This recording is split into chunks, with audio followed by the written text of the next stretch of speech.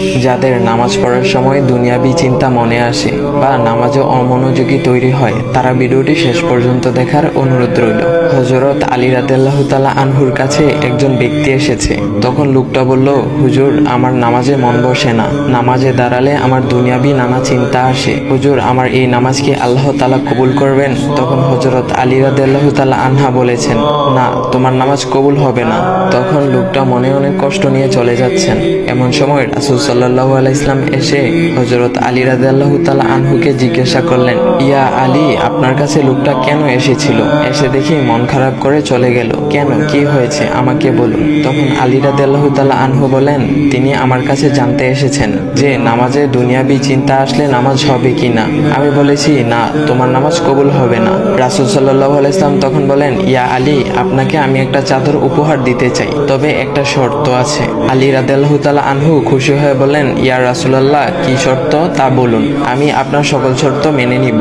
বুঝতেই তো পারছেন রাসূল সাল্লাল্লাহু আলাইহি ওয়াসাল্লামের চাদর বলে কথা। তখন রাসূল সাল্লাল্লাহু আলাইহি ওয়াসাল্লাম বললেন, ইয়া আলী, আপনি যদি এই মুহূর্তে 2 রাকাত নামাজ একনিষ্ঠভাবে পড়তে পারেন দুনিয়াবি সকল চিন্তা দূর করে, তাহলে আমি আপনাকে সেই চাদরটি উপহার দেব। আলী রাদিয়াল্লাহু তাআলা আনহু বলেন, এটা তো সাধারণ ব্যাপার। আলী রাদিয়াল্লাহু তাআলা আনহু তখন নামাজে দাঁড়িয়ে গেলেন আর তিনি নামাজ পড়তে শুরু করলেন। এমন সময় তার মনের মধ্যে শুধু ভাবনা চিন্তা আসতে শুরু করলো, আচ্ছা, আমাকে যে রাসূল সাল্লাল্লাহু আলাইহি ওয়াসাল্লাম যে চাদরটা দিবেন, সেটা কি ফাতিমার চাদর নাকি রাসূল সাল্লাল্লাহু আলাইহি ওয়াসাল্লামের? আচ্ছা, চাদরখানা দেখতে কেমন হবে?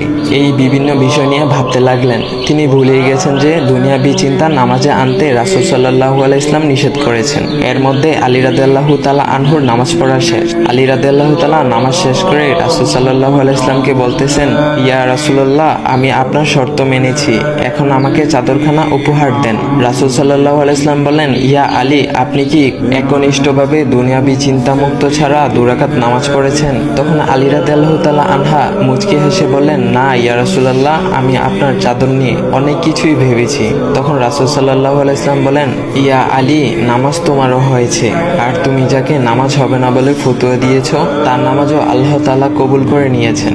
শোনো আলী, দুনিয়াবি চিন্তা দ্বারা নামাজ বাতিল হয় না, নামাজ মহান আল্লাহ তাআলা কবুল করে নেন। সকল ফরজ নিয়ম কানুন মেনে নামাজ পড়লে নামাজ হবে ইনশাল্লাহ। তবে আমাদের সকলের উচিত নামাজ আদায় করার সময় একমাত্র আল্লাহকে স্মরণ করে নামাজ আদায় করা।